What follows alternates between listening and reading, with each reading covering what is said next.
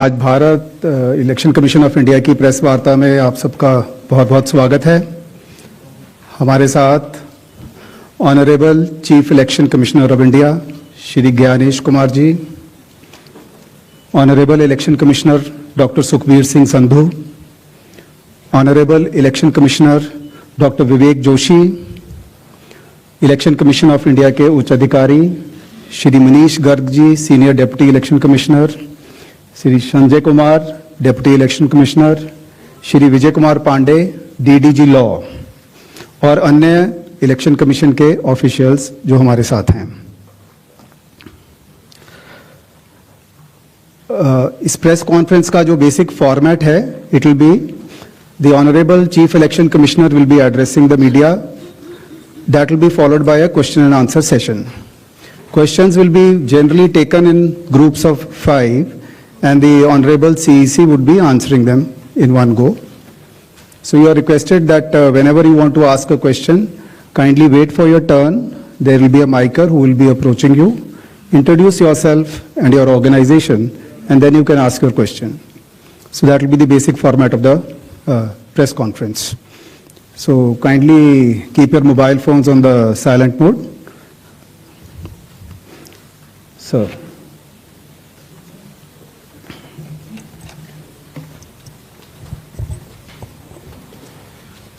Honorable Election Commissioner Dr. Sukhbir Singh Sandhu ji, Honorable Election Commissioner Dr. Vivek Joshi जी, चुनाव आयोग के वरिष्ठ अधिकारीगण और मीडिया के मेरे दोस्तों,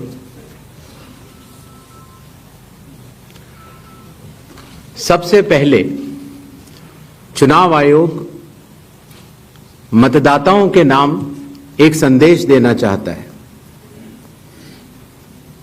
भारत के संविधान के अनुरूप भारत का हर नागरिक जो 18 वर्ष की आयु पूरी कर चुका हो,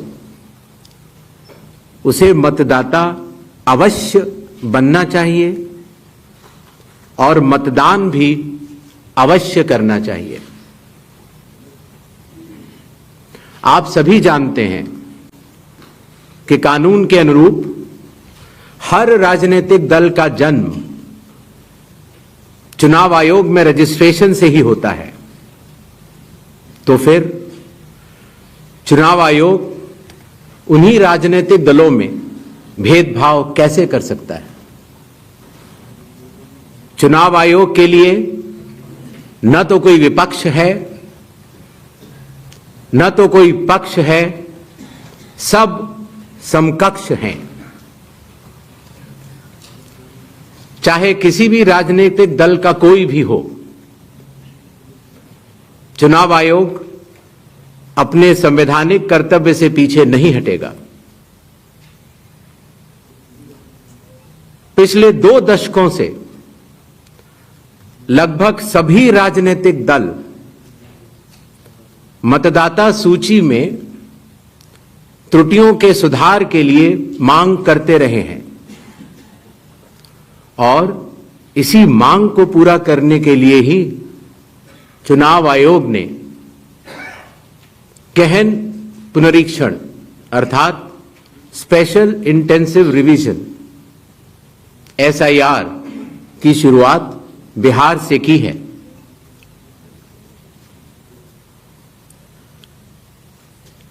SIR की प्रक्रिया में सभी मतदाता,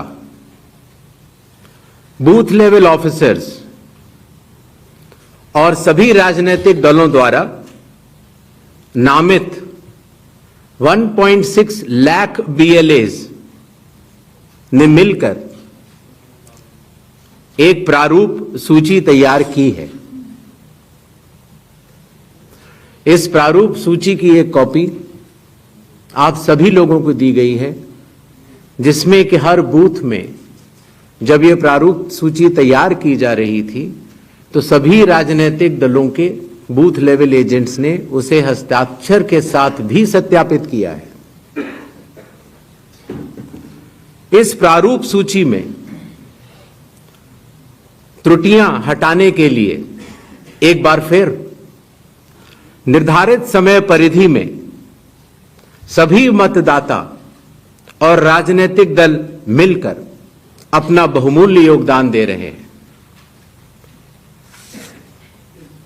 विगत आंकड़ों के अनुसार स्वयं मतदाताओं ने लगभग 28,370 ऐसे क्लेम्स एंड ऑब्जेक्शंस दिए हैं और जो मतदाता 1 जुलाई को 18 वर्ष की आयु पूरी कर चुके हैं या 1 अक्टूबर को 18 वर्ष की आयु पूरे करने वाले हैं, ऐसे 1,03,703 मतदाताओं ने भी अपना आवेदन फॉर्म 6 और डिक्लेरेशन के साथ किया है।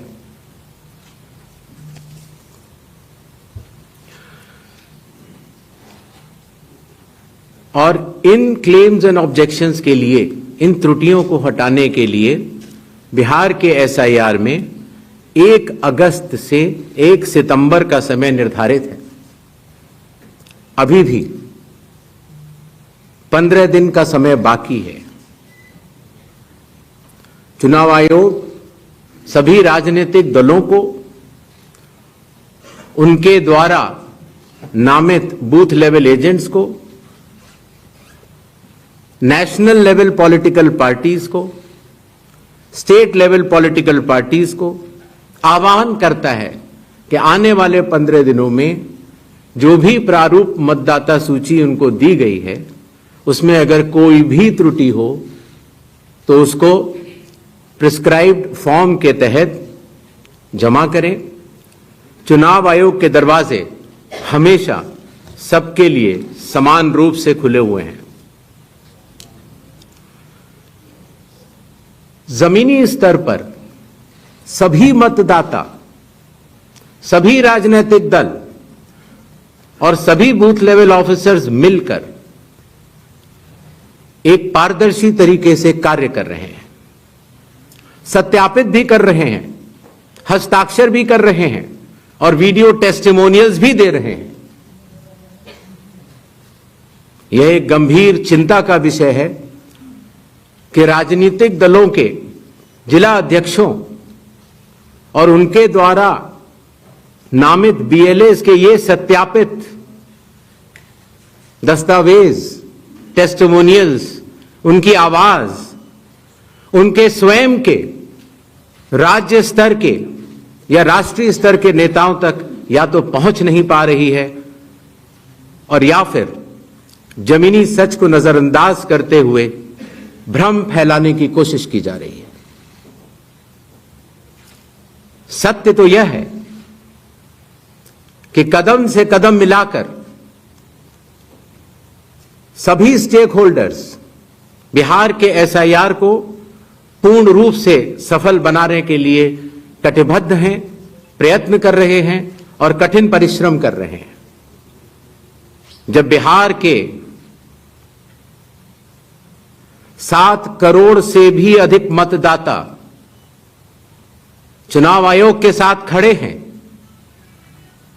तो न तो चुनाव आयोग की साख पर कोई प्रश्न चिन्ह खड़ा हो सकता है और न ही मतदाताओं की साख पर। कानून के अनुसार अगर समय रहते मतदाता सूचियों में त्रुटियां साझा न की जाएं, मतदाता द्वारा अपना प्रत्याशी चुनने के 45 डेज के भीतर माननीय उच्च न्यायालय में चुनाव याचिका दायर न की जाए और फिर वोट चोरी जैसे गलत शब्दों का इस्तेमाल करके जनता को गुमराह करने का असफल प्रयास किया जाए तो यह भारत के संविधान का अपमान नहीं तो और क्या है। जहां तक कि मशीन रीडेबल मतदाता सूची का सवाल है, माननीय सुप्रीम कोर्ट 2019 में ही कह चुका है कि यह मतदाता की निजता का हनन हो सकता है voter privacy can be breached. हमने कुछ दिन पहले देखा कि कई मतदाताओं की फोटो उनकी अनुमति के बिना मीडिया के समक्ष रखी गई, उनके ऊपर आरोप लगाए गए, उनका इस्तेमाल किया गया। क्या अपनी माताओं, बहुओं, बेटियों सहित किसी भी मतदाता की सीसीटीवी वीडियो चुनाव आयोग को साझा करनी चाहिए क्या? मतदाता सूची में जिसका नाम होता है वही अपने प्रत्याशी को चयनित करने के लिए वोट डालता है। लोकसभा के चुनाव की प्रक्रिया में 1 करोड़ से भी अधिक कर्मचारी, 10 लाख से भी अधिक बूथ लेवल एजेंट्स, 20 लाख से भी अधिक प्रत्याशियों के पोलिंग एजेंट्स चुनाव के लिए कार्य करते हैं।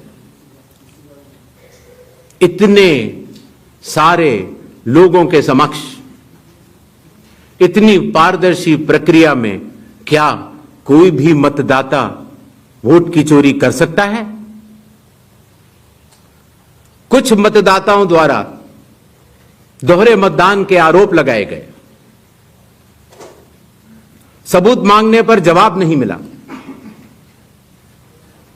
ऐसे मिथ्या आरोपों से न तो चुनाव आयोग डरता है और न ही कोई मतदाता। जब चुनाव आयोग के कंधे पर बंदूक रखकर भारत के मतदाताओं को निशाना बनाकर राजनीति की जा रही हो, तो आज चुनाव आयोग सबको स्पष्ट करना चाहता है कि चुनाव आयोग निडरता के साथ सभी गरीब, अमीर, बुजुर्ग, महिला, युवा सहित सभी वर्गों और सभी धर्मों के मतदाताओं के साथ बिना किसी भेदभाव के चट्टान की तरह खड़ा था, खड़ा है और खड़ा रहेगा। जय हिंद, जय Bharat.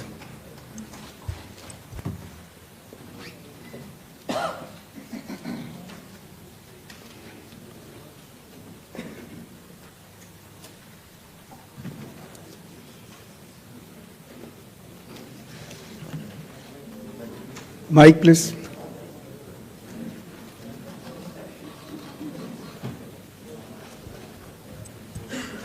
Sir, good evening. I am Prashant from Asianet News. Sir, here. Here. Prashant from Asianet News. As you know, after Rahul Gandhi's press conference, there are many issues coming up from different states, including states like Kerala. Will you initiate an inquiry into all these allegations which are coming from different states? Next, 5 questions. 22.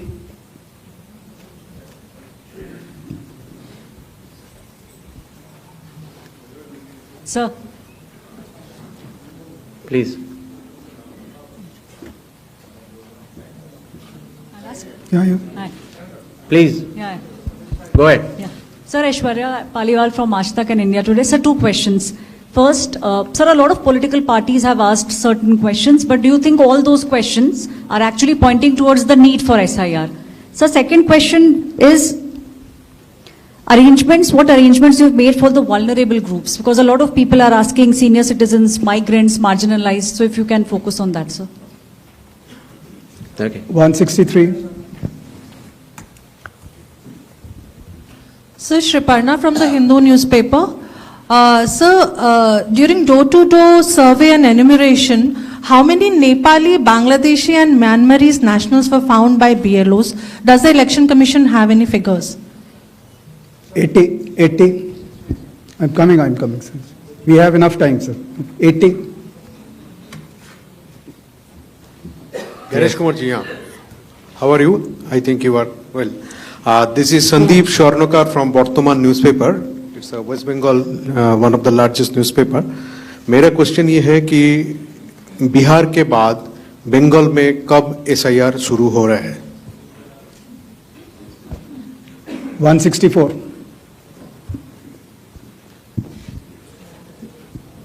Sir Neeraj हूँ news 18 India से, network 18 से। हमारा सवाल है कि special summary revision सालाना तौर पे होता है हर साल, तो SIR की जरूरत आपको कौन सा मतदाता सूची दोनों प्रक्रिया से अलग मिलेगा, हम ये जानना चाह रहे हैं। और एक सप्लीमेंट्री सवाल है इसी के साथ कि आपने कहा कि कुछ पॉलिटिकल पार्टीज के नेता भ्रम फैलाने की कोशिश कर रहे हैं। उनका यह भी कहना है, राहुल गांधी की मैं बात कर रहा हूं, थोड़ी देर पहले उन्होंने कहा है क्यों उन्हीं से शपथ पत्र सिर्फ मांगा जा रहा है, दूसरे लोग, दूसरी पार्टी के लोग जो सवाल कर रहे हैं उनसे क्यों नहीं? तो इन 5 सवालों को पहले ले लेते हैं।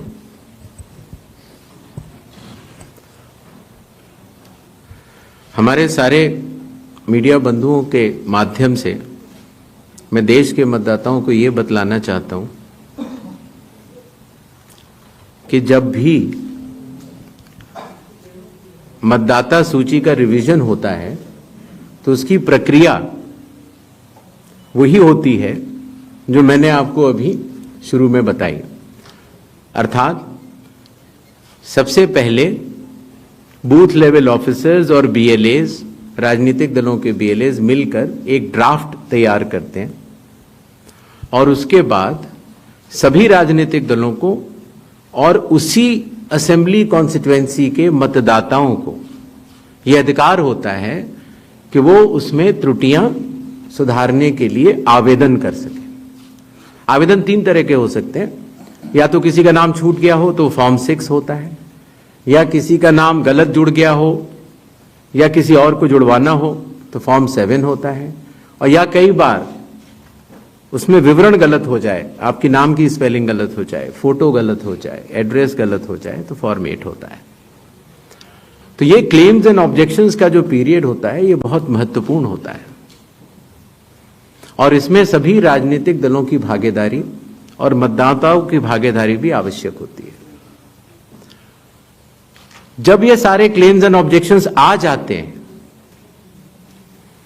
तो उसके बाद जो उस इलाके का SDM होता है, जिसको कई जगहों पर इलेक्टोरल रजिस्ट्रेशन ऑफिसर भी बोलते हैं, जो कि स्टेट गवर्नमेंट का एक अधिकारी होता है, वो उस पर एक निर्णय लेता है और निर्णय करने के बाद एक अंतिम सूची का प्रकाशन करता है। ये प्रक्रिया में आप सारे, आपके माध्यम से सभी मतदाताओं को बताना चाहता हूं, जिससे कि उन्हें भी सनद रहे कि पूरी प्रक्रिया होती क्या है। तो एक बार जब SDM की तरफ से अंतिम सूची प्रकाशित कर दी जाती है, और याद रहे कि प्रारूप अर्थात ड्राफ्ट सूची भी पॉलिटिकल पार्टी से शेयर की जाती है और अंतिम सूची भी पॉलिटिकल पार्टी से शेयर की जाती है, और आजकल चूंकि तकनीकी का जमाना है तो वेबसाइट पर भी इलेक्शन कमीशन की अवेलेबल होती है। इसके बाद भी अगर कोई भी त्रुटि रह जाए तो उस जिले के DM के पास एक अपील होती है, और अगर DM से भी उस त्रुटि का समाधान न निकले तो उसके ऊपर उस प्रदेश के चीफ इलेक्टोरल ऑफिसर के पास एक अपील होती है। जो अंतिम सूची प्रकाशित हो जाती है उसके ऊपर हो जाते हैं चुनाव। जब चुनाव होते हैं तो पॉलिटिकल पार्टीज अपने कैंडिडेट्स को खड़ा करती हैं और उन कैंडिडेट्स को यह सूची एक बार फिर दे दी जाती है कि इस सूची के ऊपर मतदान होगा, और यह सूची मतदान केंद्रवार दी जाती है। इस प्रक्रिया के बाद जब चुनावी मतदान होता है तो मतदान केंद्र के अंदर हर प्रत्याशी को यह अधिकार होता है कि वो पोलिंग एजेंट्स को नामित करे, और वही सूची पोलिंग एजेंट्स के पास भी होती है। तो उदाहरण के तौर पर जब हमारा कोई मतदाता जब मतदान करने जाता है तो पोलिंग एजेंट्स देखते हैं और अगर कोई गलत व्यक्ति जा रहा है या कोई 2 बार जा रहा है तो उसके ऊपर ऑब्जेक्शन भी कर सकते हैं। मतदान प्रक्रिया समाप्त होने के बाद मतगणना होती है और मतगणना के बाद रिटर्निंग ऑफिसर रिजल्ट्स डिक्लेयर कर देते हैं। यह एक डिसेंट्रलाइज्ड कंस्ट्रक्ट है। संविधान के अनुसार ये पूरी जिम्मेदारी चुनाव आयोग की है, लेकिन लोक प्रतिनिधित्व कानून के तहत चुनाव आयोग तो एक छोटा सा 800 लोगों का एक समूह है, तो लोक प्रतिनिधित्व कानून के तहत चीफ इलेक्टोरल ऑफिसर, हर जिले का डिस्ट्रिक्ट कलेक्टर, जिसको डिस्ट्रिक्ट इलेक्टोरल ऑफिसर भी कहा जाता है, हर असेंबली कॉन्स्टिट्यूएंसी का इलेक्टोरल रजिस्ट्रेशन ऑफिसर जो कि एसडीएम भी होता है, बूथ लेवल ऑफिसर्स, ये सभी के सभी सिर्फ इसी काम के लिए चुनाव आयोग के पास डेपुटेशन पर भी रहते हैं, सिर्फ मतदाता सूची और मतदान कराने के लिए। तो जब रिटर्निंग ऑफिसर रिजल्ट डिक्लेयर कर देता है, उसके बाद भी कानून में प्राविधान है कि आप 45 डेज के अंदर आप उच्च न्यायालय जाकर एक चुनावी याचिका दायर कर सकते हैं और चुनाव को चैलेंज कर सकते हैं। जब यह प्रक्रिया 45 दिन समाप्त हो जाते हैं, उसके बाद इस तरह के निराधार और आरोप लगाना, चाहे वो केरल हो, चाहे वो कर्नाटक हो, चाहे वो बिहार हो, जब 45 दिन चुनाव के बाद पूर्ण हो चुके हैं और किसी भी दल को, किसी भी कैंडिडेट को कोई भी गलती नजर नहीं आई, तो आज इतने दिनों के बाद इस तरह के निराधार आरोप लगाना, उनका उद्देश्य क्या है, ये सारे मतदाता और देश की जनता पूरा समझती है। जहां तक स्पेशल इंटेंसिव रिवीजन की जरूरत क्यों पड़ी और स्पेशल इंटेंसिव रिवीजन में और नॉर्मल जो रिवीजन हर साल होता है, दोनों में क्या फर्क है, यह बहुत अहम सवाल है। पिछले 20 सालों में हर साल रिवीजन होता रहा और जो एनुअल रिवीजन होता है उसमें साधारण तौर से एब्सेंटी, शिफ्टेड और एक जिसे कहते हैं कि एक रैंडम तरीके से उसका रिवीजन कर लिया जाता है। जब पिछले 20 सालों से इंटेंसिव रिवीजन नहीं हुआ, हालांकि पहले होते थे, अभी तक भारत में 10 से ज्यादा बार स्पेशल इंटेंसिव रिवीजन हो चुके हैं और स्पेशल इंटेंसिव रिवीजन की खासियत यह होती है कि मतदाता सूची को, इलेक्टोरल रोल को टोटली मैक्सिमम प्यूरिफाई करने के लिए एक इन्यूमरेशन फॉर्म भरा जाता है और हर मतदाता उसको जब भर के देता है तो उसका नाम मतदाता सूची में फ्रेश, एकदम नए तरीके से सूची बनाई जाती है। और यह इंटेंसिव रिवीजन इसलिए भी आवश्यक हो गया, एक तो सभी राजनीतिक दलों की लगातार शिकायतें आती जाती हैं कि साहब वहां पर वोट बढ़ गए, वहां पर वोट कट गए, इन लोगों का वोट सही बना, इन लोगों का वोट गलत बना। साथ ही साथ समय के साथ कई लोग जो गांव में रहते थे, जहां पर उनका वोट था, वो शहर में आ गए, उनका वोट गांव में रह गया और जब वो शहर में आए तो वोट कटवाने की प्रक्रिया की भी अपनी कानूनी जटिलताएं हैं, तो उनका वोट गांव में भी रह गया, शहर में भी हो गया। और आजकल आपको पता है, जैसे जैसे भारत का विकास होता जा रहा है, वैसे वैसे लोग शहर छोड़ के भी दूसरे शहरों में भी जाते हैं।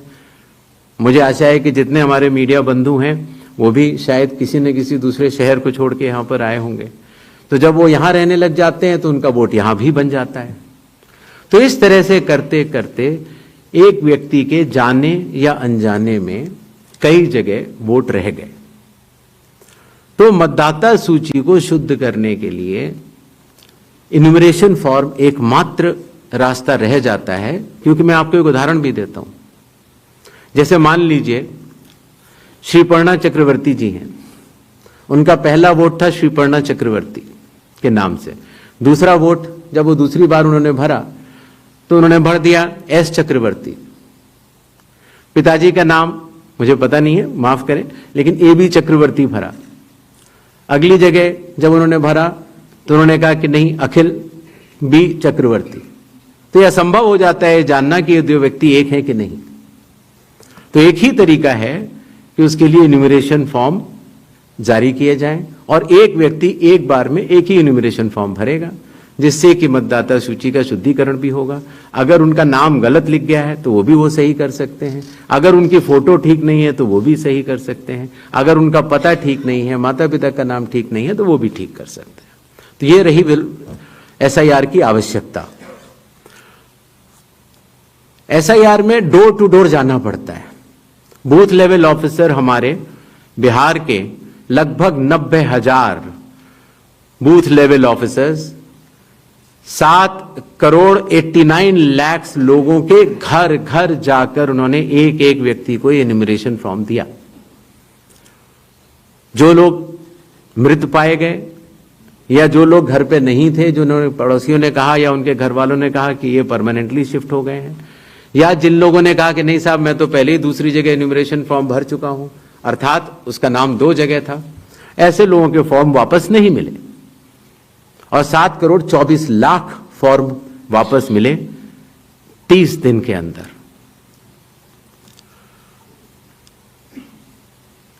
इनमें से एक सवाल यह था कि कितने नेपालीज हैं और कितने बांग्लादेशीज। पहली बात तो मैं स्पष्ट कर देना चाहता हूं कि भारत के संविधान के अनुसार सिर्फ भारत का नागरिक ही MLA और MP का चुनाव कर सकता है। किसी और कोई अधिकार, किसी और देश के नागरिक को यह अधिकार प्राप्त नहीं है। अगर ऐसे लोगों ने इन्यूमरेशन फॉर्म भरा है तो SIR की प्रक्रिया में अपनी पात्रता सिद्ध करने के लिए कुछ दस्तावेज भी मांगे गए हैं, जिनकी गहन जांच 30 सितंबर तक होनी है। और ऐसे केस में जो ऐसे लोग हैं जो कि हमारे देश के नहीं हैं, गहन जांच के दौरान वो पाए जाएंगे और निश्चित तौर से उनका वोट नहीं बनेगा। जहां तक वेस्ट बंगाल के SIR की तारीख की बात है, हम तीनों कमिश्नर्स एक उचित समय देखकर उसका निर्णय लेंगे कि कब वेस्ट बंगाल में होना है या देश के अन्य राज्यों में कब होना है। उसकी तारीखों का ऐलान आने वाले समय में उचित समय पर किया जाएगा। एक और सवाल था कि जब इतनी पारदर्शी प्रक्रिया है तो फिर भ्रम फैलाने वाली कोशिश पर आप कुछ लोगों से ये कह रहे हैं कि फॉर्म 7 दे दें और कुछ लोगों से कह रहे हैं कि आप शपथ पत्र दे दें। इसका जवाब ये है, लोक प्रतिनिधित्व कानून में जो सबके लिए बराबर है, मेरे लिए भी है, आपके लिए भी है और किसी भी सांसद के लिए भी है और किसी भी MLA जी के लिए भी है। अगर आप उसी निर्वाचन क्षेत्र के निर्वाचक हैं तो आपको समय रहते शिकायत करने का पूरा मौका है। आप फॉर्म 6 भर सकते हैं, फॉर्म 7 भर सकते हैं, फॉर्म 8 भर सकते हैं। आपके राजनीतिक दल के बूथ लेवल एजेंट्स को भी यह अधिकार प्राप्त होता है कि वो एक शपथ देकर 10-10 फॉर्म भी बूथ लेवल ऑफिसर्स को दे सकते हैं, बशर्ते आप उस विधानसभा क्षेत्र के निर्वाचक हो। लेकिन अगर आप उस विधानसभा क्षेत्र के निर्वाचक नहीं हैं, उस कॉन्स्टिट्यूएंसी के आप इलेक्टर नहीं हैं, और अगर आप अपनी शिकायत को आगे बढ़ाना चाहते हैं, एक विषय होता है शिकायत करना, एक होता है उसके ऊपर भ्रम फैलाना, और एक होता है उसके ऊपर चुनाव आयोग पर आरोप लगाना। तो ग्रेडेड रिस्पांस के तहत अगर आप उस क्षेत्र के निर्वाचक नहीं हैं तो आपके पास एकमात्र कानून में विकल्प है, और वो है रजिस्ट्रेशन ऑफ इलेक्टर रूल्स रूल संख्या 20 sub clause 3 sub clause B, जो ये कहता है कि अगर आप निर्वाचक नहीं हैं उस विधानसभा क्षेत्र के, तो आप एक विटनेस के तौर पर अपनी शिकायत दर्ज करा सकते हैं और इलेक्टोरल रजिस्ट्रेशन ऑफिसर को आपको एक ओथ देनी होगी और वो ओथ जिस व्यक्ति के खिलाफ आपने शिकायत की है उसके सामने एडमिनिस्टर करानी होगी। ये कानून शायद इस सदन में बैठे सभी लोगों के जन्म के पूर्व का बना हुआ है और सबके लिए बराबरी तौर से लागू है। आशा है इन 5 सवालों को मैंने जवाब दे दिया होगा। आगे बढ़े। 4. I'm coming. Hi, sir. Please, I'll come to you, no problem. Hi, sir. Vrinda from Hindustan Times. Yes. So, first question is that initially when the draft electoral rolls were uploaded on the website, these were machine readable and searchable as well. The size was smaller, the pictures were clearer. But soon after Rahul Gandhi's press conference, the rolls were updated and they were changed into non-machine readable, non-searchable, low quality pictures. So was that because a lot of searches were being conducted in these rolls? And secondly, why is the dual epic ID issue there in Bihar? Despite the commission saying back in May that, we have resolved it across the country. 76. Sir मैं मुकेश कौशिक हूँ दैनिक भास्कर से। Sir आपने देखा होगा कि Rahul Gandhi leader of opposition ने central Bengaluru की constituency की तहकीकात की और ढेर सारे आरोप लगाए। उनका कहना था कि फेक सस्पिशियस वोटर बन रहे हैं, मैनिपुलेटेड हैं, मास एडिशन हुए हैं।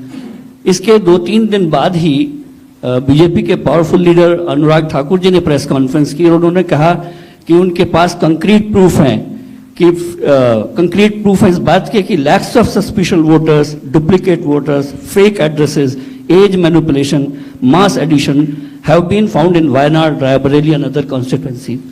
देश की 2 बड़ी राजनीतिक पार्टियां ये आरोप लगा रही हैं कि fake voters, bogus voters, manipulation of age, duplicate voters ये मौजूद हैं। तो आप कितना सहमत हैं और इन आरोपों के आप क्या जांच कोई कराएंगे? 196. Hi, I'm coming. Shri Gyanesh Kumar, मेरा नाम परंजॉय गुहा ठाकुरता है, मैं फ्रीलांस जर्नलिस्ट हूँ। Paranjoy Guha Thakurta. Sir, few questions. इतना हड़बड़ी में आपको एसआईआर करने का क्या जरूरत है जब बाहर चल रहे बिहार में बारिश के समय, और समय बहुत लोग कह रहे हैं बहुत कम है। आपको सुप्रीम कोर्ट ने आदेश किया 14 तारीख के दिन, आपको मशीन रीडेबल जो 65 लाख लोग का नाम नहीं है तो आपको देना पड़ेगा। इससे पहले आपने क्यों नहीं दिया? आखिरी सवाल है कि महाराष्ट्र में जो 40 लाख नया वोटर आए हैं और लोग कह रहे हैं कि पहला बार महाराष्ट्र के इतिहास में, भारतवर्ष के इतिहास में वोटर ज्यादा और 18 साल उम्र के लोग कम, और 5 बजे के बाद बहुत लोग वोट दिया। तो ये सारे जवाब मुख्यमंत्री देवेंद्र फडणवीस दे रहे हैं, राजनीतिक दल का नेता दे रहे हैं, चुनाव आयोग अभी तक खामोश थे, क्यों? 279.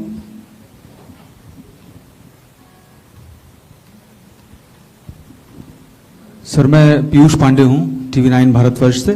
मेरा सवाल ये है कि एआई और डीप फेक जैसे तकनीकी खतरे भी मंडरा रहे हैं, राजनीतिक दल उसका प्रयोग भी कर रहे हैं।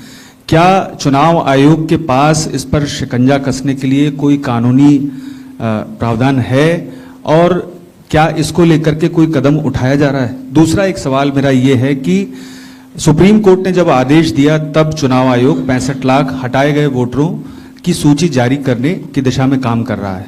क्यों राजनीतिक दलों के कहने पर पहले ऐसा नहीं किया गया? 147. We'll start the next round. Sir sir मैं गौरव श्रीवास्तव टाइम्स नाउ भारत से।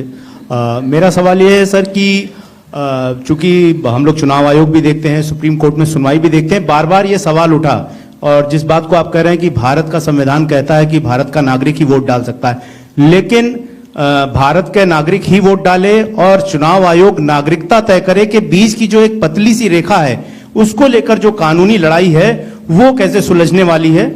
और दूसरा ये कि जो ये बार बार विवाद आता है कि वोटर लिस्ट जो है वो सर्चेबल हो, फिर उसमें एक जैसे कई नाम है, क्या ऐसी कोई प्रक्रिया या आधार को लेकर जो चर्चा है कि अगर आधार से लिंक कर दिया जाए सिर्फ इस मकसद से कि एक व्यक्ति के पास दूसरा वोटर आईडी कार्ड न बनने पाए जब तक कि डेटाबेस में ऐसी जानकारी हो, इसके लिए आयोग क्या कदम उठा रहा है? ठीक, तो इन 5 अपने जर्नलिस्ट का मैं जवाब देता हूं।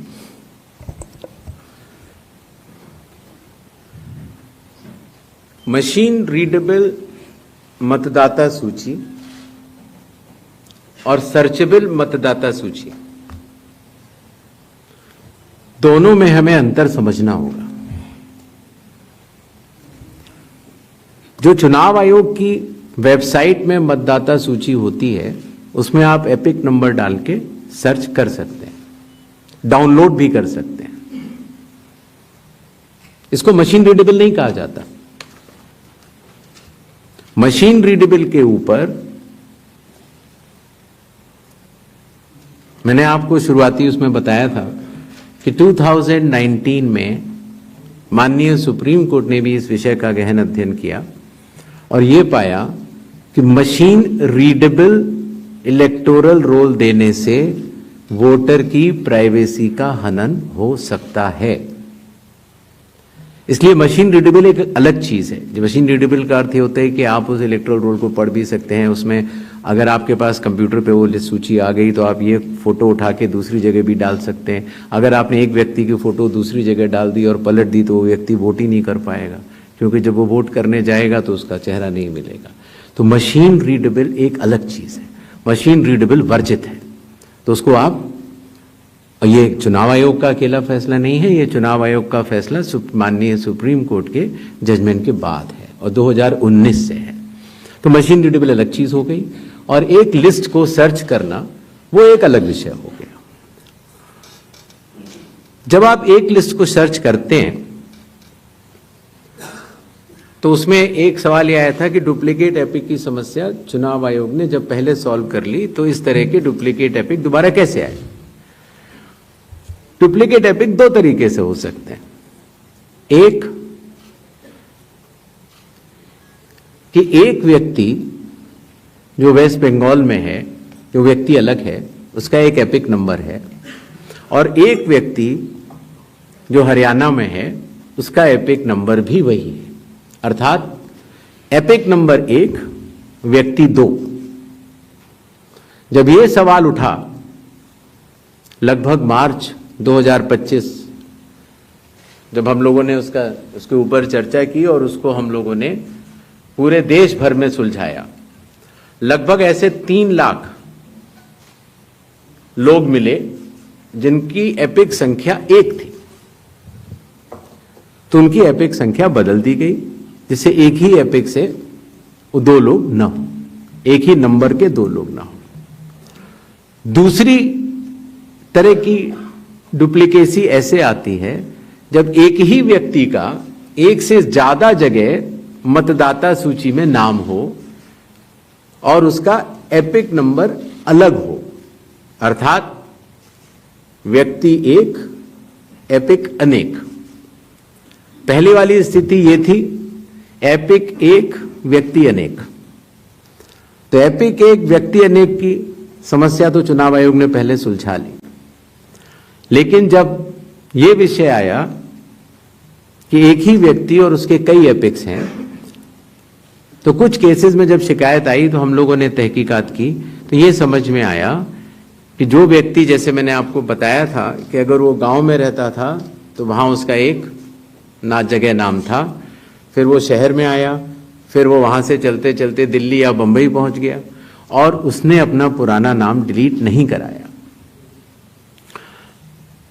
पहले यह संभव नहीं था। 2003 से पहले नाम अगर आपको पुरानी जगह से कटवाना है तो कोई वेबसाइट नहीं थी इलेक्शन कमीशन की जिसमें एक ही जगह सारा डेटा हो। हर स्टेट की अलग अलग वेबसाइट थी। तो नतीजा, अगर आप पटना से चल के दिल्ली आ चुके हैं और आप पटना का वोट कटवाना चाह रहे थे तो आप एक पत्र लिख सकते हैं। अब उस पत्र के ऊपर कार्रवाई हुई, आपने सही जगह भेजा, नहीं भेजा और आपका वहां वोट नहीं कटा। आप दिल्ली आ चुके, आपका यहां नया मतदाता सूची में नाम आ गया, आपके पास एक नया एपिक नंबर है। तो 2003 से पहले चूंकि तकनीकी सुविधा अवेलेबल नहीं थी तो इस तरह के बहुत लोग जो माइग्रेट कर करके अलग अलग जगह गए, उनके नाम कई जगह आ गए। फिर एक ये सवाल उठा कि फिर उसको आज की तारीख में तो वेबसाइट है, कंप्यूटर है, उसको आप सेलेक्ट करके हटा सकते हैं।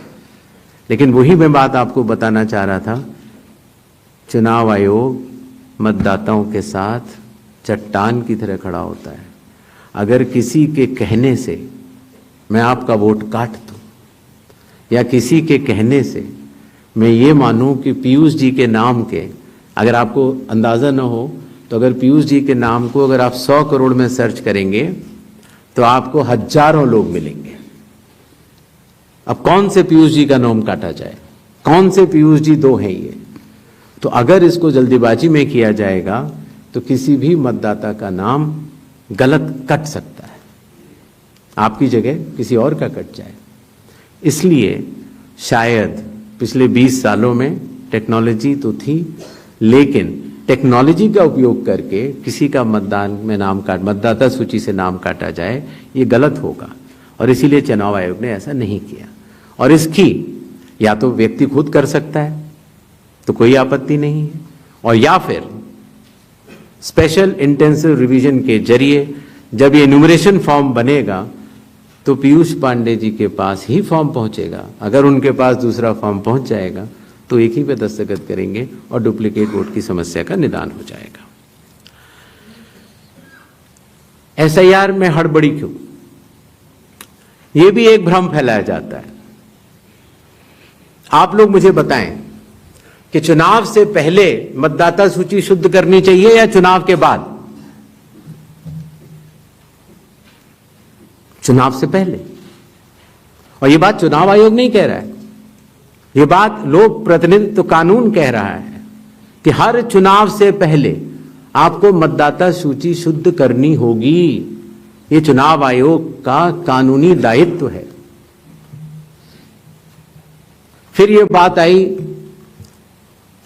कि 7 करोड़ से ज्यादा बिहार के मतदाताओं तक क्या चुनाव आयोग पहुंच पाएगा? हकीकत आपके सामने है। जब 24 जून से यह कार्रवाई शुरू हुई तो यह पूरी प्रक्रिया लगभग 20 जुलाई तक ही समाप्त हो गई। फिर यह बात आई कि साहब जुलाई में क्यों? उस समय मौसम अच्छा नहीं होता। तो आपकी जानकारी के लिए मैं बताना चाहता हूं कि बिहार में इसके पहले भी 2003 में एसआईआर हुआ था और उसकी तारीख थी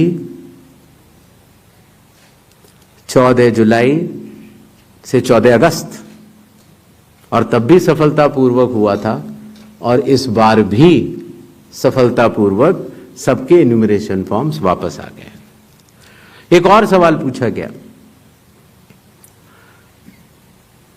कि माननीय सुप्रीम कोर्ट के कहने से हम लोगों ने ये मशीन रीडेबल फॉर्मेट क्यों दिया? माननीय सुप्रीम कोर्ट ने ये स्पष्ट कहा है कि हर जिले की अलग वेबसाइट बनाई जाए और हर जिले की वेबसाइट पर एपिक नंबर से सर्च होने वाली सूची रखी जाए। और आपको ये जानकर हर्ष होगा कि 56 घंटों के अंदर चुनाव आयोग ने उसका अनुपालन किया है और हर जिले की वेबसाइट की सूची आप सबको जो फोल्डर दिया गया है उसमें है, आप भी सर्च कर सकते हैं। जहां तक आपके पास जो फोल्डर दिया गया उसमें एक वो भी मिनट्स मौजूद है 20 जुलाई के, जहां पर अगर आप खोलेंगे तो उसमें आप पाएंगे कि हर बूथ पर booth level officer, booth level agent, sarpanch सबने मिलकर ये दस्तखत करके सूची बनाई कि ये लोग मृत पाए गए हैं, उनका एपिक नंबर भी है, उनका नाम भी है, और ये लोग स्थायी रूप से स्थानांतरित पाए गए हैं, उनका नाम भी है, और इन लोगों का इन्यूमरेशन फॉर्म या इन लोगों का नाम एक जगह से ज्यादा है, वो भी है। आप उस सूची को देखें तो ऐसा नहीं है कि चुनाव आयोग ने ये लिस्टें साझा नहीं की थी, लेकिन चूंकि इसका अंतिम निर्णय अभी ईआरओ ने नहीं लिया था, इसीलिए ये सूचियां राजनीतिक दलों को दे दी गई थी, और कुल मिलाके जिन लोगों के इन्यूमरेशन फॉर्म नहीं आए वो 1 अगस्त को जब ड्राफ्ट लिस्ट दी गई थी राजनीतिक पार्टियों को, वो भी दस्तावेज आपको दिए गए हैं जिसमें कि हर पॉलिटिकल पार्टी ने साइन करके ये लिस्ट ली है, जिसमें कहा है कि ये वाले नाम तो आ चुके हैं प्रारूप सूची में और ये वाले नाम नहीं आए हैं। हर जिला प्रेसिडेंट ने उस लिस्ट को सत्यापित किया है 1 अगस्त को और अपने टेस्टिमोनियल्स भी दिए हैं। तो ये सूचना और भी लोगों तक पहुंचे, आप तक भी पहुंचे। चुनाव आयोग तो पारदर्शिता का स्वागत करता है और ये बहुत ही अच्छी बात है। शायद इससे अगर कुछ लोग जो छूट गए हों, अगर वो नाम दे पाए, तो चुनाव आयोग का तो नारा है हर पात्र मतदाता को सूची में लाना है और हर अपात्र मतदाता को सूची से हटाना है। तो उस उद्देश्य में ये हमारी मदद कर रहा है। एआई और डी फेक हमारे लिए वास्तव में चुनौती है। अभी कल किसी एक ट्विटर हैंडल पर एक एआई जनरेटेड वीडियो थी जो कि सत्य से परे, लेकिन इस तरह की चुनौतियों का सामना करने के लिए चुनाव आयोग तो भरसक प्रयास करेगा, लेकिन कानून के दायरे में ही रहकर कर सकता है।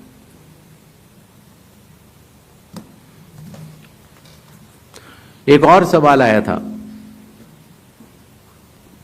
कि आखिर चुनाव आयोग पात्रता की जांच क्यों कर रहा है। संविधान के अनुच्छेद 326 में हर मतदाता की पात्रता स्पष्ट रूप से लिखी गई है और वो पात्रता ये कहती है कि मतदाता सूची में नाम आने के लिए सिर्फ भारत के नागरिक और 18 वर्ष की आयु पूरे कर चुके व्यक्ति ही पात्र हैं। रेजिडेंसी लॉज भी हैं जो कि अलग कानून में बनते हैं, जो कि ऑर्डिनरी रेजिडेंट हैं, या कोई व्यक्ति जो संविधान या किसी कानून के अनुरूप उसको वर्जित किया गया है चुनाव लड़ने के लिए, उनका नाम नहीं आ सकता। तो आर्टिकल 326 जो कि चैप्टर इलेक्शंस के अंदर आता है, जो कि हम यहां पर आपके समक्ष बैठे चुनाव आयोग की एक संवैधानिक जिम्मेदारी है, हम उसको निभाने के लिए पात्रता की जांच कर रहे हैं। नेक्स्ट 187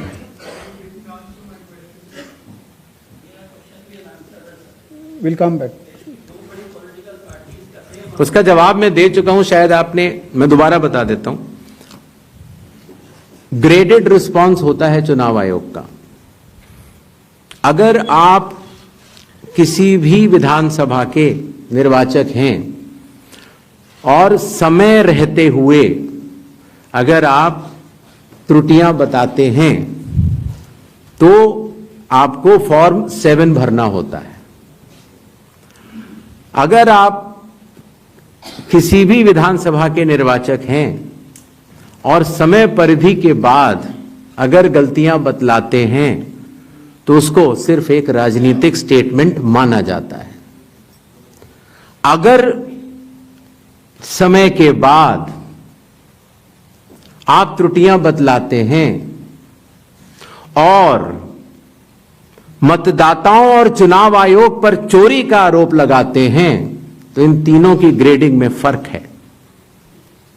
और इसीलिए मैं सभी से यह निवेदन करूंगा कि अगर आप निर्वाचक नहीं हैं और अगर आपको शिकायत करनी है चुनाव आयोग के समक्ष, तो आपके पास, मेरे पास, किसी भी सांसद के पास, किसी भी एमएलए के पास और आपके पास भी सिर्फ एक ही विकल्प है, और वो विकल्प है registration of electoral rules, rule 20 sub clause 3 sub clause B, जिसमें कि आपको इलेक्टोरल रजिस्ट्रेशन ऑफिसर के सामने जिस भी कारण से आप बता रहे हैं कि ये गलत है, आप वो एविडेंस प्रोड्यूस करेंगे और आप शपथ लेंगे और आप इस बात को बताएंगे आगे। 187 Gyanesh sir, We'll come back, Ankit Gupta please. ABP news से।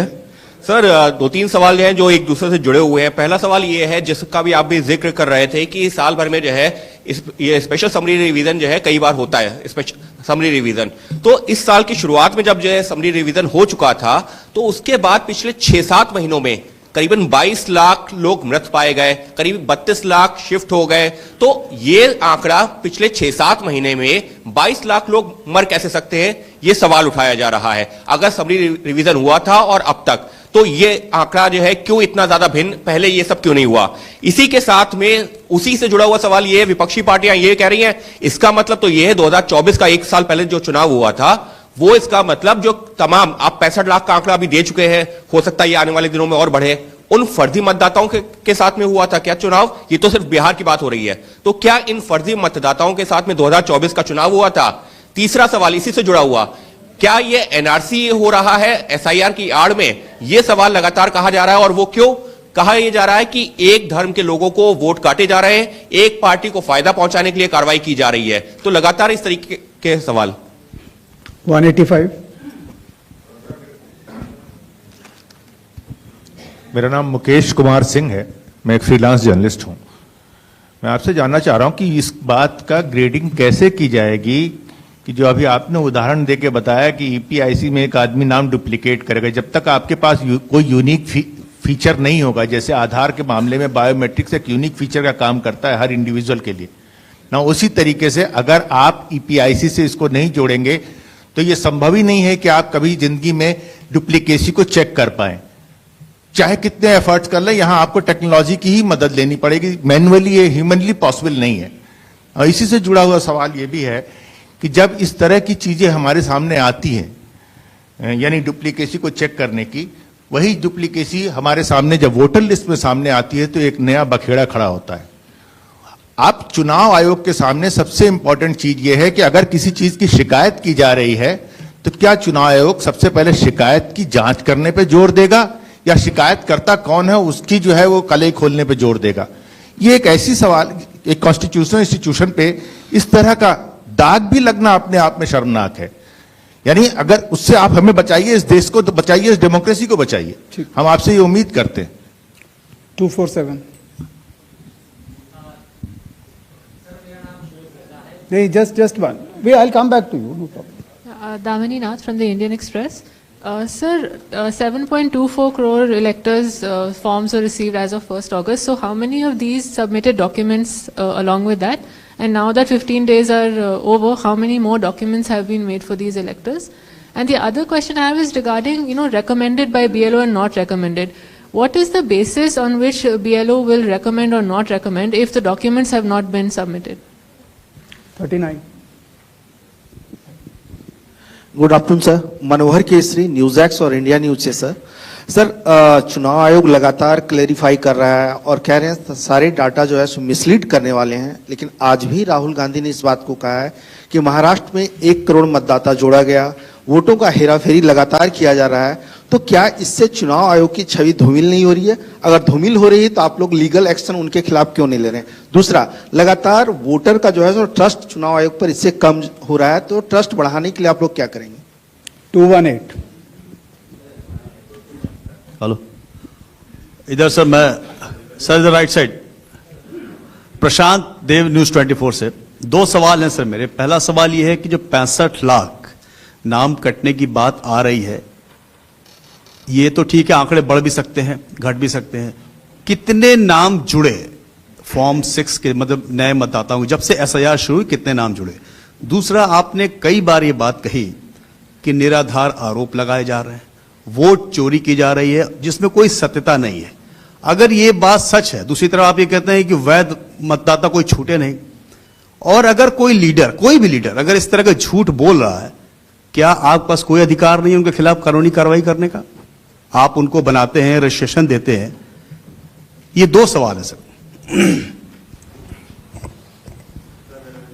पहला ये था कि 6 महीनों में इतने मृत लोग कैसे पाए गए। शायद इसका जवाब मैं पहले दे चुका था कि पिछले 20 सालों से जब ये नॉर्मल रिवीजन होता है तो घर घर जाकर इन्यूमरेशन फॉर्म नहीं दिया जाता है, और शायद इसलिए कई बार जब घरों में किसी की मृत्यु हो जाती है तो वो इन्फॉर्मेशन बीएलओ के पास कैसे आएगी? तो बीएलओ के पास अगर उस परिवारजनों ने न बताई तो बीएलओ के पास संभव नहीं होगा। इसीलिए 22 लाख मतदाता कोई 6 महीने में मरे हुए नहीं हैं। ये वो मृत मतदाता हैं जो लगभग पिछले 20 सालों में रिकॉर्ड करने से छूट गए, और इन्यूमरेशन फॉर्म की वजह से ये सत्य सामने आ रहा है। एक बात जो मैं आपके माध्यम से भारत की जनता तक पहुंचाना चाहता हूं वो ये है कि मतदाता सूची एक विषय है और मतदान करना दूसरा विषय है। मतदाता सूची में किसी का नाम गलत आ सकता है, अगर बूथ लेवल ऑफिसर से गलती हुई हो या राजनीतिक दलों ने उस पर ध्यान न दिया हो, तो किसी भी व्यक्ति का नाम मतदाता सूची में गलत आ सकता है। शायद ही किसी भी मतदान केंद्र में उस लेवल का परफेक्शन एसआईआर से पहले न रहा हो जहां की इस तरह की त्रुटियां न रही हो। इसके दो कारण हैं। एक तो हमारे बूथ लेवल ऑफिसर्स की जो ट्रेनिंग अब हम लोगों ने दिल्ली में शुरू की है, और उसके साथ साथ उनके दायित्व को उनको समझाना। आपको अंदाज होगा कि कितने बूथ लेवल ऑफिसर्स हैं इस देश में? 10.5 लाख। तो 10.5 लाख बूथ ऑफिसर्स इस गुणवत्ता के साथ काम करें, प्रयत्न पूरा होता है, लेकिन कुछ गलतियां रह जाती हैं। अब वो गलतियां सुधारी कैसे जाएं? तो उन गलतियों को सुधारने के लिए ही चुनाव आयोग ने जिन जिन राजनीतिक दलों को मान्यता दी है उन दलों को ही यह अधिकार दिया है कि आपके जिला अध्यक्ष बूथ लेवल एजेंट्स को नामित कर सकते हैं, और वो उनको सूची भी दी जाएगी और वो उसको शुद्ध भी कर सकते हैं। बूथ लेवल एजेंट्स भी उसी बूथ में रहने वाला व्यक्ति होता है। तो ये हमारी एक साझा जिम्मेदारी है, मतदाता की, बूथ लेवल ऑफिसर अर्थात चुनाव आयोग के पास जो डेपुटेशन पर अधिकारी है उसकी, और राजनीतिक दलों की। तो मतदाता सूची को शुद्ध करना, जिस पर हम आगे अब एसआईआर के साथ बढ़ रहे हैं, तो साझी जिम्मेदारी है।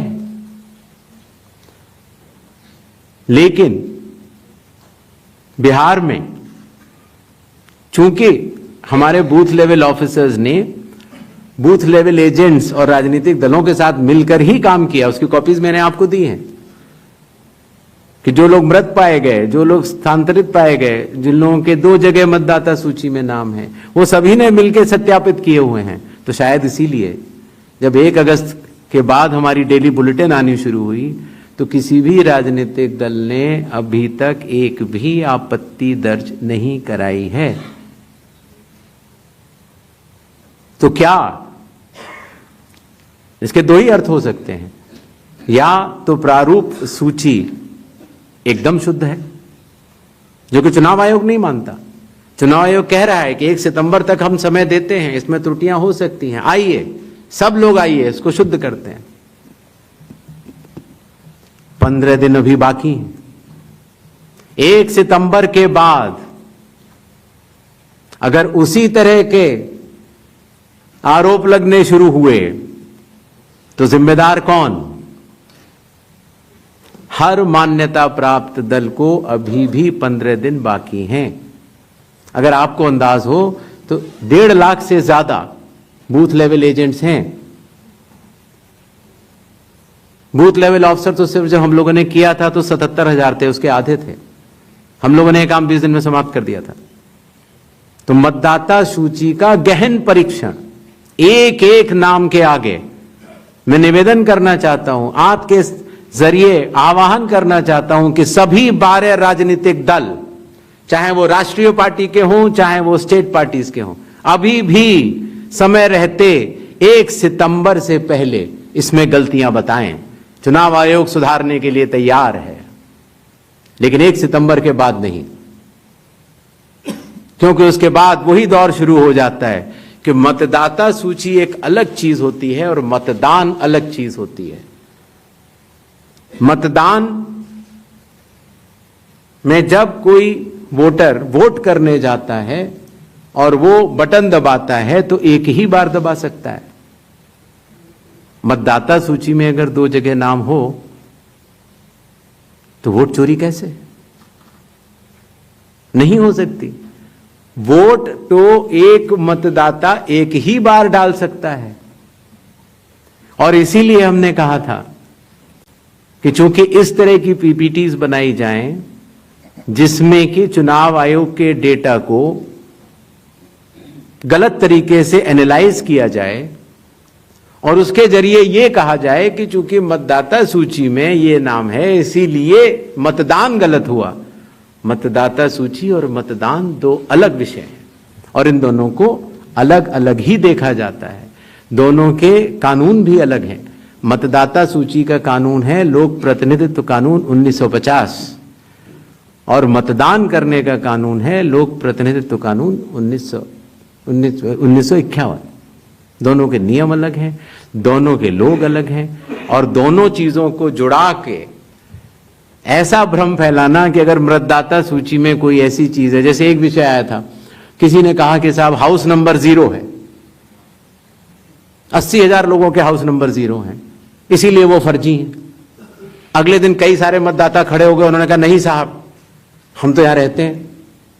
तो आपके थ्रू मैं जनता को बताना चाहता हूं कि हर पंचायत और हर म्यूनिसिपैलिटी में जरूरी नहीं है कि आपका घर होते हुए भी उसको घर का नंबर दिया गया। तो चुनाव आयोग जो कि एक एक मतदाता को ढूंढ कर उसका वोट डलवाता है।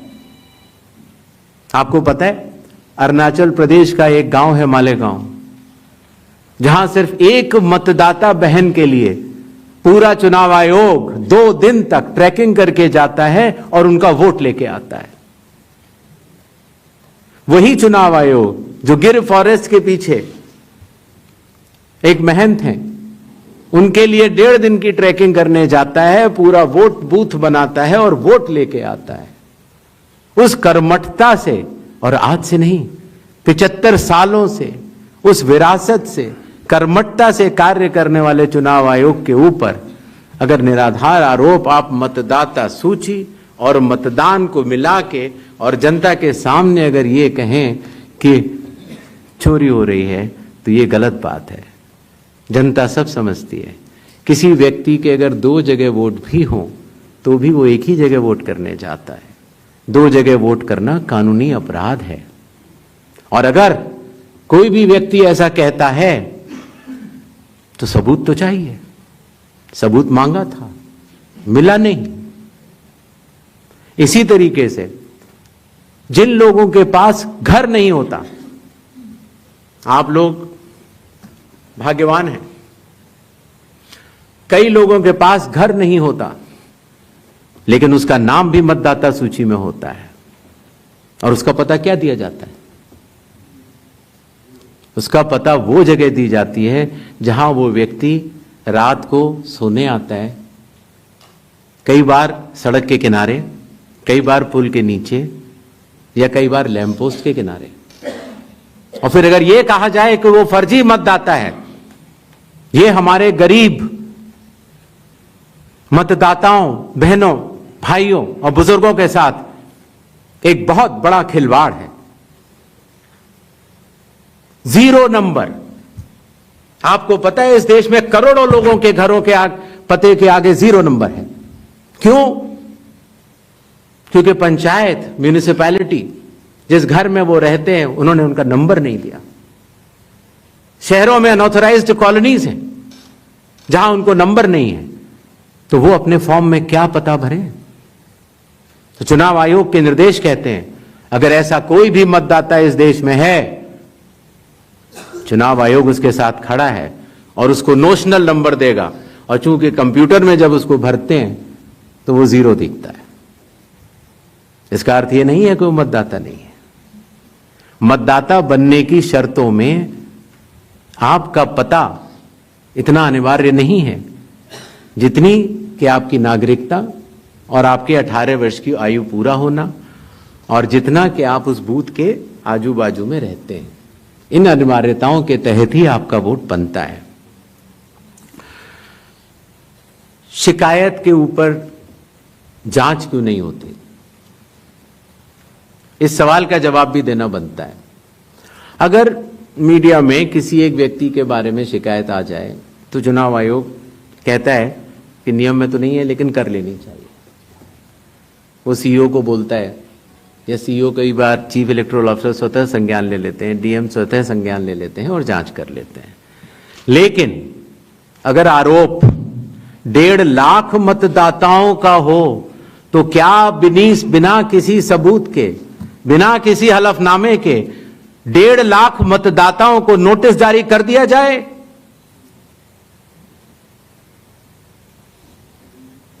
क्या यह न्याय संगत होगा? कानून में न प्रावधान है, न कोई शपथ पत्र है, न कोई एविडेंस है, न कोई सबूत है, तो क्या 1.5 लाख नोटिस जारी करके उन मतदाताओं को एसडीएम के दफ्तर में बुलाया जाए और यह कहा जाए कि आप फर्जी हैं? क्या मतदाता चुनाव आयोग से यह नहीं पूछेगा कि आपके पास क्या सबूत है? आज भी आपके मीडिया में चल रहा है, जितने नाम लिए गए सब एक एक करके सामने आ रहे हैं। और अगर चुनाव आयोग ने उनको नोटिस दिया होता तो हमारी साख गिरती कि बढ़ती? किसी ने सवाल पूछा था तो मैंने सोचा बतलाता चलूं। बिना किसी सबूत के किसी भी वैलिड मतदाता का नाम नहीं कटेगा। चुनाव आयोग हर मतदाता के साथ चट्टान की तरह खड़ा हुआ है। अगर कोई सोचता है कि एक पीपीटी देकर, जो कि चुनाव आयोग के आंकड़े नहीं हैं, चुनाव आयोग ने मतदाता सूची जरूर दी है, लेकिन पीपीटी में गलत तरीके से एनालाइज करना, गलत आंकड़े देना और यह कहना कि पोलिंग ऑफिसर ने कहा है कि इस महिला ने 2 बार वोट दिया है, इतने संगीन विषयों पर बिना हलफनामे के चुनाव आयोग को काम नहीं करना चाहिए। यह संविधान और कानून दोनों से विरुद्ध में होगा। और यह भी मैं आपको बतलाना चाहता हूं कि यह सवाल जो आया था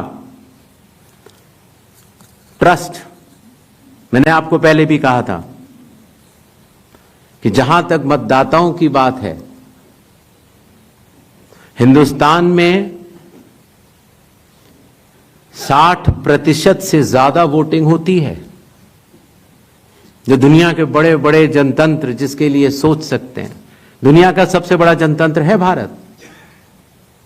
दुनिया का सबसे बड़ी मतदाता सूची हमारे पास है, लगभग 90 करोड़ से 100 करोड़ के बीच में। सबसे बड़ी मतदाता सूची, सबसे बड़े चुनाव कर्मियों की फौज, सबसे ज्यादा मतदान करने वाले लोगों की संख्या, और इन सब के समक्ष, सारे मीडिया के समक्ष यह कहना कि अगर मतदाता सूची में आपका नाम एक बार और है तो आपने 2 बार मतदान किया होगा और कानूनी अपराध किया होगा, और मेरे सारे मतदाताओं को अपराधी बनाना और चुनाव आयोग शांत रहे, संभव नहीं। हलफनामा देना होगा या देश से माफी मांगनी होगी, तीसरा विकल्प नहीं है। आपके माध्यम से मैं यह भी कहना चाहता हूं, अगर 7 दिन में हलफनामा नहीं मिला तो इसका अर्थ ये सारे आरोप निराधार हैं और हमारे मतदाताओं को यह कहना कि वो फर्जी हैं, इसके ऊपर जो भी इस व्यक्त बात को बोल रहा है उसको माफी मांगनी चाहिए। महाराष्ट्र में वोटर लिस्ट बढ़ी, समय रहते जब ड्राफ्ट सूची थी तो दावे और आपत्ति क्यों नहीं जमा कराए गए? जब रिजल्ट निकल आया तब याद आया कि यह गलत था और एक भी मतदाता का नाम सबूत सहित आज तक चीफ इलेक्टोरल ऑफिसर महाराष्ट्र को नहीं मिला। चुनाव हुए 8 महीने हो गए। महाराष्ट्र में क्यों नहीं उच्चतम न्यायालय में चुनावी याचिका दायर की गई? फिर एक बात यह कही गई कि आखिरी घंटे में इतना मतदान कैसे? चुनाव आयोग ने जवाब दिया था और आप सबने लिखा भी था कि अगर 10 घंटे मतदान होता है तो हर घंटे 10% का औसत होता है। आखिरी घंटे में 10% से कम मतदान हुआ। तो यह बात कैसे कही जा रही है? ऐसा नहीं होता कि किसी भी बात को अगर आप 10 बार बोलते रहें, 20 बार बोलते रहें तो सच हो जाए। सच सच होता है और सूरज पूरब में ही उगता है, किसी के कहने से पश्चिम में नहीं उगा करता। नेक्स्ट, जस्ट नेक्स्ट राउंड 272 सबको मौका देना है। प्लीज प्लीज प्लीज 272, 167, 184, 81, ये लास्ट है 266। सर हेलो, यस सर मैं अखिलेश हूँ IANS न्यूज एजेंसी से। सर मैं अखिलेश हूँ IANS न्यूज एजेंसी से। मेरा सवाल यह है कि सुप्रीम कोर्ट ने अभी आपको कहा है कि 22 तारीख को नेक्स्ट हियरिंग होनी है कि आप ये 11 के अलावा जो लोग छूट गए हैं अपना नाम दर्ज कराना चाहते हैं वो आधार लेकर जाएं। आधार को उन्होंने कहा है कि आप उसको कंसीडर कीजिए।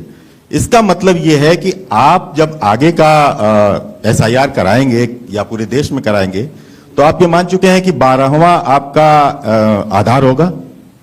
दूसरी बात, दूसरा सवाल मेरा कि राहुल गांधी संवैधानिक पद पे हैं, नेता प्रतिपक्ष हैं, उनके तमाम सवालों को आपने जवाब दिया और कहा कि सबूतों के साथ आरोप लगाया जाना चाहिए। तो क्या आपको लगता है कि वो गंभीरता से आरोप नहीं लगा रहे हैं या वो सिर्फ राजनीति करने के लिए ऐसा कर रहे हैं? तीसरा मेरा सवाल है कि आपने कहा कि बार बार कहा कि आपको दो सवाल पूछिए। अगर देर से आप देते हैं, आप सवाल उठाते हैं तो आपको एफिडेविट देना पड़ेगा। अखिलेश यादव ने 18,000 नामों की एफिडेविट दिया हुआ है। ये राजनीति में बार बार सवाल उठ रहा है कि आपने उसका जवाब नहीं दिया। ये 3 सवाल हैं सर मेरे। ठीक, yes please ask one question only sir, please restrict yourself to one question. Sir Sanjay Sharma Aaj Tak से मेरा सवाल यह है कि आयोग ने राहुल गांधी से कहा कि वो हलफनामा दें, उसके बगैर कार्रवाई नहीं होगी। बीजेड ने सवाल उठाया है, बीजेडी ने 2024 के लोकसभा चुनाव के पहले। सुन नहीं पाया, जरा दोबारा बोल दीजिए। संजय शर्मा आज तक से हूं। मेरा सवाल, आयोग नया जरूर है, सवाल पुराना है, लेकिन सवाल उससे जुड़ा है क्योंकि आप भी RP एक्ट की दुहाई देते हैं और संविधान की।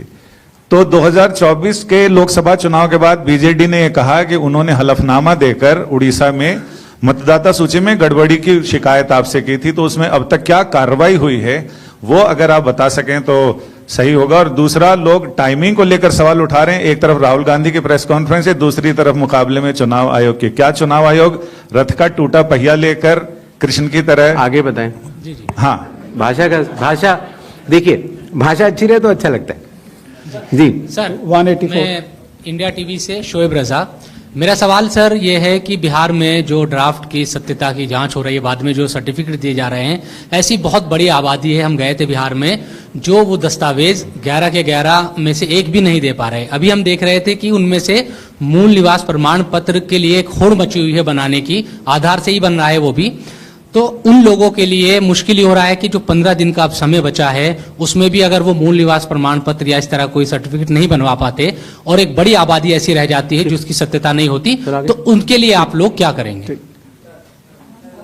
266 इधर दीजिए, 266. Sir, Anubhuti Bishnoi from the Economic Times. So I'll repeat this question because you haven't replied to that one. 7.2 crore enumeration forms have come in. How many have come in without any of the 11 documents? I told her I'll reply. Yes. 81. Sir, second, sir, in 2004 when intensive revision was carried out, it's an EC order which clearly states that Arunachal and Maharashtra are being left out of intensive revision because polls are due, assembly polls are due within months.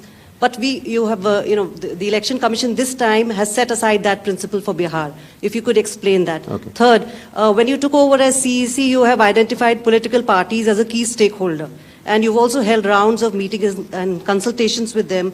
Do you think, given the kind of criticism SIR has drawn, maybe there should have been a wider consultation with political parties before embarking on such a massive exercise? Sir, मैं Manish Agarwal Navbharat times से. हाँ sir, जैसा कि आपने कहा राहुल गांधी के बारे में कि हलफनामा देना होगा या देश से माफी मांगनी होगी 7 दिन के अंदर, नहीं तो हम मानेंगे सारे आरोप निराधार हैं. अगर राहुल गांधी ऐसा नहीं करते हैं तो क्या भ्रम की स्थिति ऐसी देश में फैली रहेगी? चुनाव आयोग अपने स्तर पे क्या इस बात को कंफर्म करेगा कि जो वोटर लिस्ट हमारी है वो बिल्कुल ओके है और आरोप निराधार हैं? सेकंड इज, जो एसएसआर हर साल होता है सर, जैसे बिहार की बात करें तो 22 साल बाद हो रहा है, तो 3 साल वोटर हर साल जुड़े, 65 लाख अगर वोटर, तो क्या हमारी चुनाव आयोग की कोई जिम्मेदारी नहीं जो हर साल एसएसआर हो रहा है कि वे कैसे एटलीस्ट डेड वोटर कैसे जुड़ रहे हैं हर साल? तो क्या उनकी भी कोई जवाबदेही बनती है सर? Thank you. पहली बात, That's okay, that's please. पहली बात ये दोबारा आई कि साहब डेट्स को लेकर पूछा गया, तो मैंने स्पष्ट किया था कि लोक प्रतिनिधित्व कानून के अंतर्गत जो रिवीजन होता है वो चुनाव से पहले होता है. बिहार का चुनाव 22 नवंबर 2025 से पहले संपन्न किया जाना है, क्योंकि बिहार की जो हमारी विधानसभा है उसकी कालावधि वहां समाप्त हो रही है. हमारे पास 1 जनवरी 2025 का एक स्पेशली रिवाइज किया हुआ एक रोल था, इंटेंसिव नहीं था. आमूमन तौर से चुनाव से 6 महीने से अगर ज्यादा हो तो हम लोग को वोटर लिस्ट रिवाइज करनी चाहिए. तो अगर 1 जनवरी से 22 नवंबर तक हम रिवाइज नहीं करते तो इस 11 महीने से ज्यादा के अरसे में काफी त्रुटियां हो सकती थी. अगर हम 1 अप्रैल 4 ही तारीख को हो सकता है रिवीजन कानून के तहत, 1 जनवरी, 1 अप्रैल, 1 जुलाई और 1 अक्टूबर, तो उन्हीं तारीखों को जो 18 साल की उम्र प्राप्त करते हैं उनको वोट का अधिकार मिल जाता है. तो अगर हम 1 अप्रैल करते तो फिर यह बात आती कि अभी तो आपने एसएसआर कराया है तो आप फिर करा रहे हैं. अगर हम 1 अक्टूबर करते तो यह बात आती कि बिल्कुल चुनाव सर पर है. तो एक ही विकल्प उपलब्ध था और वो था 1 जुलाई की क्वालिफाइंग डेट मानते हुए एक रिवीजन होना चाहिए. दूसरा विषय, तो इंटेंसिव रिवीजन क्यों, एसएसआर क्यों नहीं? ये बात मैं आप लोग ही तो कह रहे हो कि एसएसआर में इतना गहन परीक्षण नहीं हुआ, इसीलिए कई त्रुटियां पाई गईं जो कि अब इन्यूमरेशन फॉर्म से आ रही हैं. दरअसल एसआईआर ही तो है जो इन सारे आरोपों का जवाब है. अगर एसआईआर में सब लोग मिलकर, सारी राजनीतिक पार्टियां मिलकर अगर मतदाता सूची को शुद्ध बनाने के लिए, राजनीतिक उद्देश्यों से परे जाकर राष्ट्र निर्माण के लिए, राष्ट्र सेवा के लिए अगर मतदाता सूची को शुद्ध बनाने के लिए काम करना चाहें तो आज भी बिहार में 15 दिन बाकी हैं. और चुनाव आयोग उन सभी का शुक्रगुजार रहेगा जो मतदाता सूची शुद्ध करने के लिए अपना योगदान देंगे. ये बात कही गई कि किसी एक राज्य से, उड़ीसा से या उत्तर प्रदेश से कुछ शिकायतें की गई। बात वहीं की वहीं है। चुनाव हारने या जीतने के बाद जिस मतदाता सूची पर चुनाव हुआ उसके ऊपर बिना हलफनामा दिए, हलफनामा दिया गया ये बात ठीक नहीं है, बिना हलफनामा दिए, बिना ओथ दिए, सिर्फ एक पत्र लिखकर अगर हमारे बूथ लेवल ऑफिसर्स और एसडीएम्स और डीएम्स इनके कार्यशैली पर अगर कोई प्रश्न चिन्ह लगाता है तो ये गलत है। एक सवाल जो मैं पिछली बार जवाब नहीं दे पाया था कि साहब जो ये एसआईआर बिहार में चल रहा है उसमें कितने लोगों के डॉक्यूमेंट आ गए, कितने लोगों ने रिकमेंड किया, किस बूथ लेवल क्या रिकमेंड किया, डाटा लेने की कोशिश तो हो रही है। लेकिन मैंने आपको पहले बताया था कि चुनाव आयोग मल्टी लेवल कंस्ट्रक्ट से काम करता है। Booth level officer booth level पर है, जहां औसतन करीब 1000 से कम मतदाता है, 200 घर हैं। उसके ऊपर आता है बूथ लेवल सुपरवाइजर जो 10 बूथ लेवल ऑफिसर के ऊपर काम करता है। उसके ऊपर आता है एसडीएम, उसके ऊपर आता है डीएम, उसके ऊपर आता है चीफ इलेक्टोरल ऑफिसर, और मतदाता सूची का कार्य वहीं समाप्त हो जाता है। चुनाव आयोग में न तो मैं, न मेरे साथी चुनाव आयोग, न कोई चुनाव आयुक्त का अधिकारी और न आप कोई भी वोट जोड़ सकते हैं या काट सकते हैं सिवाय कानूनी प्रक्रिया का पालन किए, कोई भी। तो आपको इस बात को समझना होगा कि इस कंस्ट्रक्ट में जो डिसेंट्रलाइज कंस्ट्रक्ट है, इसमें बूथ लेवल ऑफिसर ने जब किसी मतदाता से डॉक्यूमेंट्स लिए या उसने दिए तो कितने डॉक्यूमेंट्स लिए, क्या उसको रिकमेंड किया या नहीं किया, ये सारा विषय अभी भी एसडीएम स्तर पर विचाराधीन है, जिसका निर्णय 30 सितंबर तक आएगा। और उसके पहले इस सवाल का जवाब पूछना और बताना दोनों ही त्रुटिपूर्ण भी रहेगा और वो भी रहेगा। अगर आप आधार के बारे में आपने बोला, माननीय सुप्रीम कोर्ट का स्पष्ट आदेश है कि जो लोग एग्रीव्ड हैं, जो लोग ड्राफ्ट सूची से एग्रीव्ड हैं, वो लोग अपने इन्यूमरेशन फॉर्म को आधार के साथ जमा कर सकते हैं और चुनाव आयोग उस बात को मानता भी है, उसका पालन भी करता है। आई होप आप सबके काफी प्रश्नों का हम लोग जवाब दे पाए होंगे। Thank you so much. Thank you. Please join us for tea on the 4th floor. और जाने से पहले एक बार और आखिर 100 करोड़ की मतदाता सूची और बिहार के 7 करोड़ की मतदाता सूची में सवाल भी कई हैं और जवाब भी कई हैं।